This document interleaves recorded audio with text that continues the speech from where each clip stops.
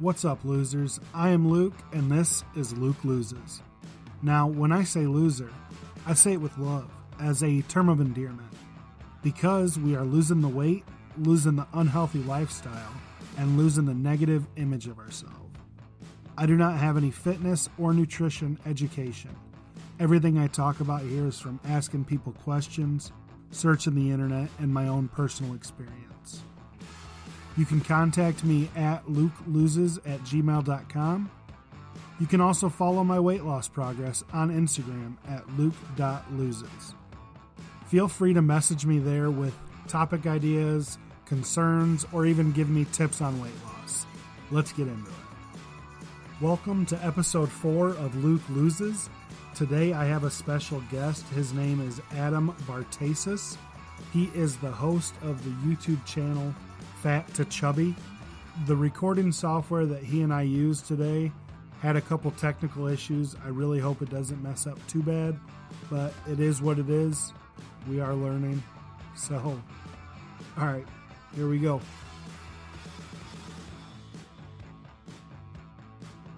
All right, so on today's episode, I have a special guest. He is a former fat guy, and now he is just chubby. His name is Adam Bartasis. I believe I'm saying that right. I'm probably wrong, but you got it, man. You nailed it. Awesome. So he is the host of Fat to Chubby on YouTube, and I'm in a Facebook group where I posted a question asking people if they'd be interested in coming on and telling my story, and Adam said he would be down, so that's how him and I met. So Adam, go ahead and introduce yourself if you'd like. Sure. Adam Bartasis, former fat guy, now a proud chubby man. I'm down 80 pounds, and I'm just here to spread the word, spread the gospel of weight loss and the life after being fat, I guess. Awesome. So when I asked in the Facebook group if anybody would be interested, what made you decide that you wanted to come and tell your story?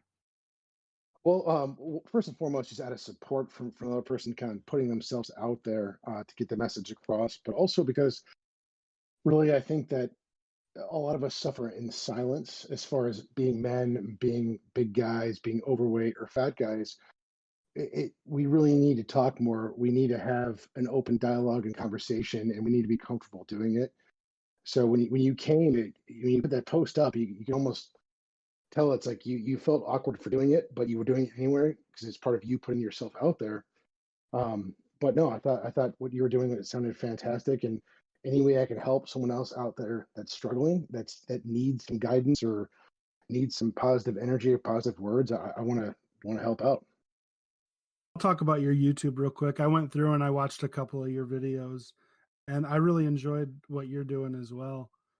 I can't remember the term you used, but it was for the bathroom. Oh yeah, I said I was a registered poopologist. In my life and in my family, of course, everyone openly talks about going to the restroom a little too much, if you ask me. But my whole thing is that I think your body a lot of times is tied into your need to relieve yourself in that manner, right? A lot of times, if you're if you have a headache, it's probably because you have to poop, right? Or sometimes I can't sleep. It's like, well, I probably got to poop. So it was always a running joke in my family that I was a registered poopologist because no matter what the situation was, it was my answer to it for a period of time was like, yeah, you probably needed to take it up. We'll get into the weight loss. You said you're down 80 pounds, correct? Correct. All right. So what was your highest weight? And I guess where are you now? So my highest weight, well, I really don't know because I stopped weighing myself for so long.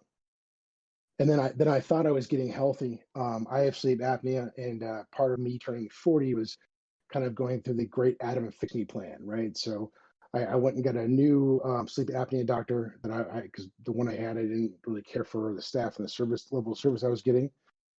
So I went to this new doctor, and he weighed me in, and I was at 360, and my jaw hit the floor. I'm like, there's no way I can be 360. Then I weighed myself again, and sure enough, it was there. So that was the highest. The lowest I got was like 276, and then I usually kind of float around like 280, 281, depending on holidays. This morning after my ride, I was about 283.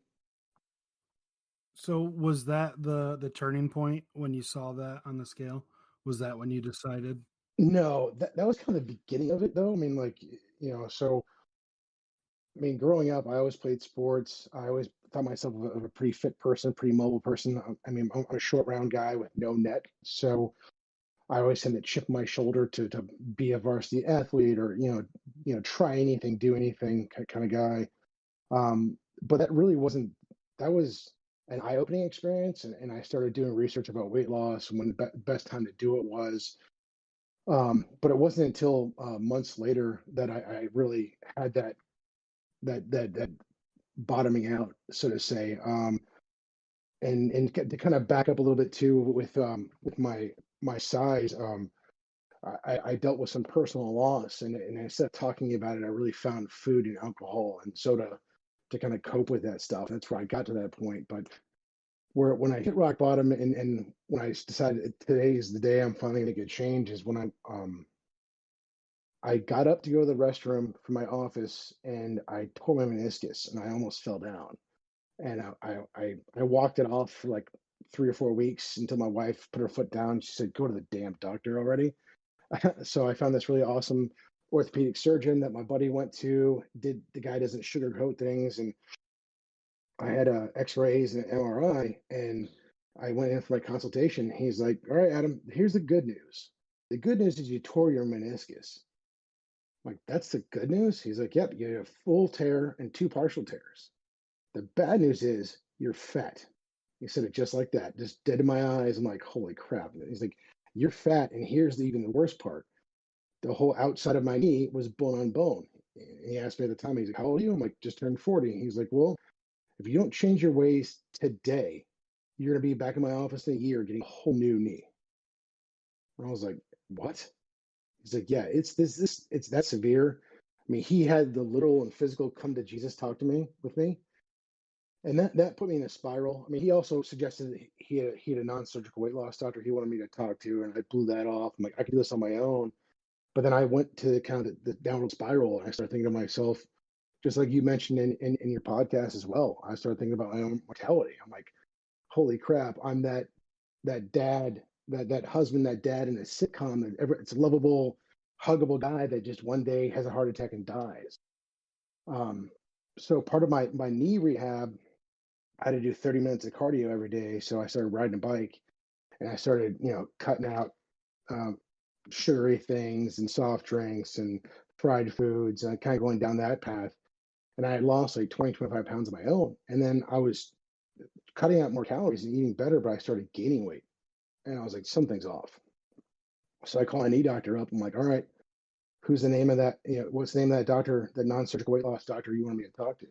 And he gave me the information, hung up with them, called her up, and made an appointment for as soon as they can get me in. I went in. I'm like, I want the works. Give me every test, let's do it all. Let's find out what's wrong with me. Um, and then we did.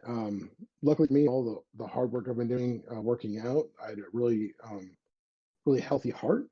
I had no A1C, but I had no issues with A1C. But for me, my triglycerides were like double, if not almost triple, what a normal person's would be. But other categories that are associated to that weren't affected by that. So that was like a genetic anomaly, she said. But then because of my size, because my belly fat, my testosterone was basically non-existent. And then I was like pre-diabetic. So she's like, that was it. I had like 4 pages of blood work. I still have it somewhere. But so I'm like, all right, what's the plan? And she's like, well, you're definitely a candidate for, you know, basically any weight loss drug you want to be on. I'm like, okay, well, what does that mean? It's like, okay, well, there's a shot, and then that ended up being super expensive and something I didn't want to invest like $1,200 a month in because of my insurance at the time. But she ended up prescribing phentermine for me just as kind of like an appetite suppressant a little bit. It kind of curbs your snacking, your cravings. And I was also taking Vasipa to help with the triglycerides. So and that doctor as well, she has like dietitians, and she has physical people there to help you with like meal planning and workout planning and stuff like that. But as stubborn as I am, I just kind of said, thanks for the drugs. I'll see you next month, because part of her prescribing medication was to commit to monthly visits and quarterly physicals. Went got my prescriptions filled, and I said, okay, this is it. It's now or never. This is the one chance I'm gonna have to actually do this. And finally, after decades of trying to out train a bad diet or fad dieting, this is the one chance I'm going to a doctor, and I said I needed help, and this is the chance I had to finally lose the weight. I have the same experience when there was one issue and then it kind of just unfolded into a bunch of stuff for you, which is, I mean, in terms a great thing because where you're at now. So, Right.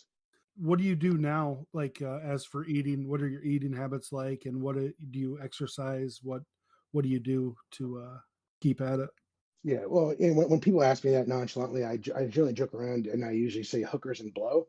But in all reality, so during the weight loss process, I listened to a lot of podcasts. I did tons and tons of research about like my body type and my genetic heritage being mostly Eastern European and Irish and German, and what kind of diets and everything were going to kind of work for me.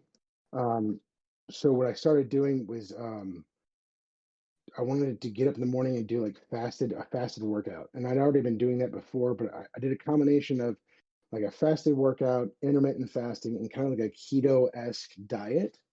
And that's what really got me down. Now what I do is I get up every morning. I do at least 20 miles on my bike. I get up, I literally get up, go to the bathroom, eat a banana, take a pre-workout, and then hop on my bike. And then I'm gone for about an hour and 20 minutes, maybe an hour and a half sometimes. And then I come in and I get showered and dressed, take my kids to school, and then I get back home since I'm working from home right now. And I start logging in, and I try to maintain that kind of still a little bit of the intermittent fasting, even though I've already technically broken a fast with the banana and stuff like that. But I'll grab like a protein bar on the way out to drop my kids off, and when I come back in, I'll have something light. A lot of times I'll have like some eggs and like half an avocado and some cottage cheese as a quick meal. But all in all, I really try to keep it to just about a couple thousand calories a day, so like about 2,000 calories a day. But I during my weight loss and the year after that, I was so hardcore at tracking everything on my fitness pal. I kind of know what I need and what I don't need right now, but I still have the apps, and I still will track things at times when I think I'm getting off. If I feel like I'm heavy, if I feel like I'm sluggish, I'll start tracking again to get myself kind of retuned into the better eating habits. Or do you plan on losing more weight, putting on muscle, or is this where you want to be? No, I think it's kind of like one of those. It's a life's work type deal. Right now, at the 280, I mean that's I'm very comfortable at that weight, 280, 285. It's kind of my body's default weight, I think. This year for 2021, I do have plans. I'm doing an endurance cycling challenge, which I never thought I'd be that guy, but I am. But I also plan on incorporating more weightlifting. I used to do a lot of powerlifting before. I really miss it. But I plan on slowly integrating that into my training schedule. But I would like to lose another like probably 20, 30 pounds. I mean, if I get down to 250, I'll be like super trim, Adam. But I haven't seen 250 since I think like maybe high school or college. I talked to you about it a little bit before we started recording, where I've lost so much weight over the past years, and I got down to 280, and I absolutely loved that. I really want to go for that again. Like I was super happy, and I felt good, and I looked good. I mean, I feel like it's a good way. I know we talked about, like, if you look at the chart for your age, your height, and your weight, we're still not where the doctors want us. Well, I think that, two things. One, I mean, I really, really stopped caring about the chart as soon as my doctor told me that all my blood work came back in range and then I was medically perfectly healthy. So I wouldn't let the BMI, as we talked about before, even play with your head. But if 280 is your goal, one thing that worked for me during my process is that every time I set a goal, like let's say it's the number 280, I would print out like a bunch of the numbers from my computer, right? And I'd just stick them everywhere. Like I'd stick a 280 on my fridge or stick a 280 on the door. At the time, I kept a lot of stuff in my office because I was working a ton, but I had that on my whiteboard. I just had a number. So every time I looked up, it was staring me in the face. And that's one thing that like kind of like quick visual motivations is something I'm always seeing. And it really helped kind of keep me on track when I wanted to go grab some candy from my boss's desk or that kind of stuff. That's really awesome. I'm gonna do that actually. I talked with my wife about printing off pictures of my heaviest, but I also like that goal weight. Put that Yeah.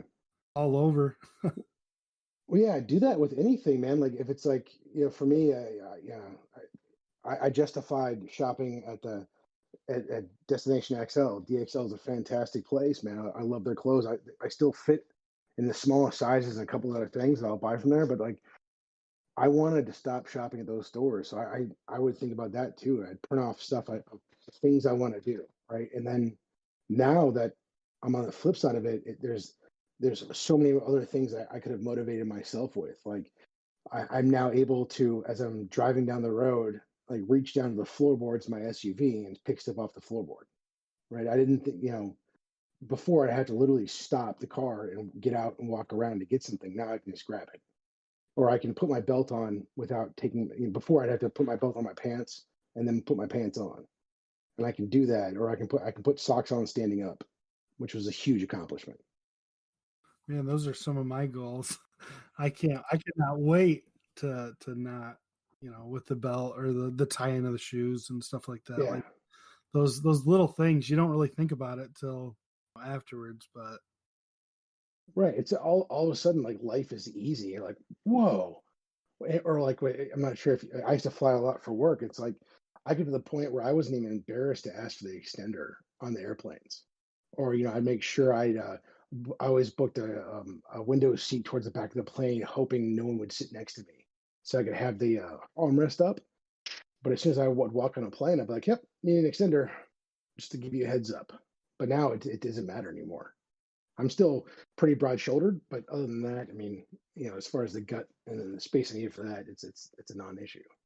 how do you keep yourself on track? Like say on days you don't want to go ride your bike or on days that you want to eat junk food all day long or those, Reese's or candy or whatever. Um, I'm kind of at the point where I feel like I have enough self-control that if I want to give into urges, I do. But because I stay so on track, like 99% of the time, when I do go off the rails, I literally feel it. Like I feel like shit. Not like mentally, like beating myself up. Like my body hurts. Um, like my biggest thing when I was first losing the weight, the first 3 months, I went super clean, and it was a gradual thing, kind of like when you're teaching a baby how to eat. I started like every week I remove something, and it kind of helped ramp up my weight loss. But after I hit my stride after 3 months and I had lost like 35 pounds, I went out and got I went to a Dairy Queen because I wanted a Blizzard, and they had this chicken fried steak sandwich. And I went and got a Coke and the chicken fried steak sandwich and fries and I got a Blizzard, and I ate it all. And literally for 2 days, my joints hurt. Like my elbows, and my knees hurt from how much crap I ate.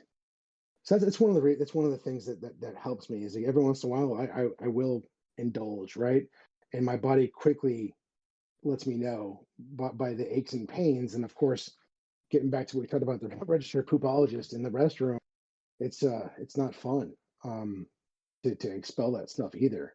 But day in day out, staying motivated. I mean, my wife and kids are my main motivation. My son's 4, my daughter's just about to be 8 months. So running, it's really nice to be able to run around with him and take him on bike rides and stuff like that.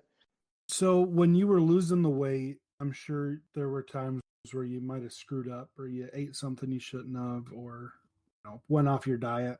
If you did, how did you combat that? Like what did you do when you'd had those bad days? Well, really, for me, you just kind of had to get back on the horse. I mean, the thing about it, so what I would do is I would do 6 days on, 1 day off, as far as my diet goes, right? So for me, I started everything on a Sunday. So Sundays I went for a big workout or a big ride, and I did meal prepping, meal planning, and then I went hardcore through the week. And then Saturdays was my cheat day, whether it's fast food or beer or whatever. I had that day, but during my other days when I was trying to be clean, um, if it happened, it happened, right? I didn't beat myself up about it. I just got back on track next day, and that really kind of I allowed myself that those slip ups. But what I also did to kind of put myself out there because I wanted it to work for me this time, I started doing accountability posts every Friday on my Instagram account. So at my AdRock78 on Instagram, every Friday I used to take a picture of my scale, and then of course I got endless crap from my friends about it for posting my feet and my scale number, but it was like okay, every single Friday I'm going to do this. I'm going to get up, I'm going to go to the bathroom, I'm going to go work out, and after I work out, I'm going to weigh myself, and I'm going to post the weight without fail. And that was one thing for me that was a driving force. That and I was going to my doctor once a month for checkups and check-ins about my weight loss and stuff like that. So I had a lot of I forced myself to be even more accountable than I needed to be, so I would be accountable to myself. And that's really kind of, I guess, really kind of what would bring me back. It's like, oh crap, I have to post my picture on Friday, or oh crap, I have to go see Dr. Desai in 2 weeks. I better get back into it. I can relate to that. Last week when I put out the podcast, I didn't eat as good as I should have. And when I did my weigh-in, I only had lost 1 pound, which 1 pound is still a loss. But before I did the weigh-in, I was angry with myself. Then I kind of reeled it back in and was like, you know what? It's done. It is a loss. And what can I do about it now? So just truck on. This week, I haven't done my weigh-in yet, but I've lost 4 pounds this week. So I'm okay with that. Last week, That's awesome, man. Yeah, I mean, and that's the crazy thing about it. I mean, and you and I talked offline about not being at pictures, and we talked about it in any other podcast. But for me, one thing that one of my friends brought to my attention was how much weight I had lost in my feet over the period.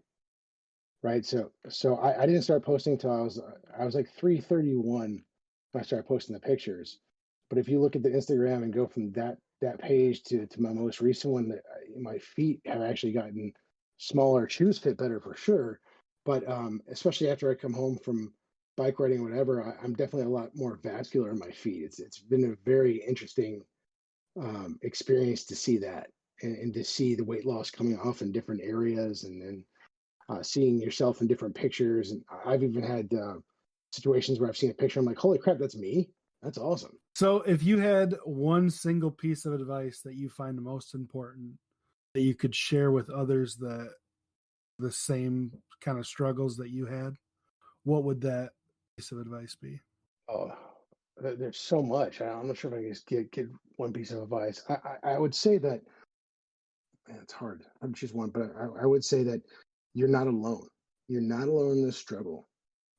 Everyone, I mean, everyone's facing their own demons, right? But I think that, like I said earlier in our conversation, that there's been this stigma for men not to talk about their struggles. And I'd say that, you know, people need to know they're not alone in this. There's millions of other men out there that are, or women that are facing their own weight struggles, right? I mean, everyone has their own issues, whether it's food addiction or other body image related things. But I think the more we talk about it, the better. So I'd say, let those people know they're not alone. Get a good village around you, whether it's finding support groups, how we met through, or podcasts listens to. There's resources out there. But I think that, like you and I had talked before, it's really great to have someone like yourself, or hopefully me, that can inspire other men and women to take this journey seriously and to reach out to us, because there are people like us that know the struggles and have had success in losing weight and then are openly talking about it. So But other than that, I guess another good piece of advice is find a really good doctor that you trust, that you know and trust. For me, it happened to be Dr. Desai, being a non-surgical weight loss doctor. Confide in them, be 100% brutally honest with them about your eating habits and what you've been doing, what you haven't been doing. Get your physical, go through that self-discovery, and then make a plan and get yourself fixed. That's a lot of one things, but yeah. This time that I've tried to lose the weight, I went to a doctor. I was waking up with headaches, so I knew I had some kind of sleep apnea going on. My wife mentioned that, I quit breathing. So I was like, well, I got to go to the doctor. So I went to the doctor, got it all scheduled up, and I stepped on the scale and I was, as heavy as I've ever been. I got blood work done. I did some other tests, and I go back this month, and I'm really excited just to see the difference from even September till now. And you're on a CPAP? I did get put on one, but I haven't received it yet. They wrote the script. Oh, dude, get it. Follow up on that, man. That CPAP for me was a game changer. It's weird at first. Like for me, they wanted me to use the humidifier. I ditched that after the first night because I felt like I was getting waterboarded. I felt like I was suffocating. But once you get used to the pressure of air coming through, and you get an actual good night's sleep for the first time in probably forever, it's amazing. You will actually lose weight just by being able to sleep. I talked to you about it before, the binge eating. And my doctor said, maybe it's from not getting a full night's sleep, and that could trigger into a binge. So I'm excited about getting it. Yeah, I mean, it's honestly, your doctor could be 100% right. The thing about sleep apnea that's crazy is that even though you're physically sleeping, your brain's not, right. Your brain doesn't allow your body to fully get into the 2 stages of REM sleep. That's when your body repairs itself and truly rests and regenerates. And so what happens is we're already bigger, and then when you develop sleep apnea, and then you never truly sleep, so then you start gaining more weight, so the apnea gets worse. So you gain more weight, so the apnea gets worse, and so on and so forth.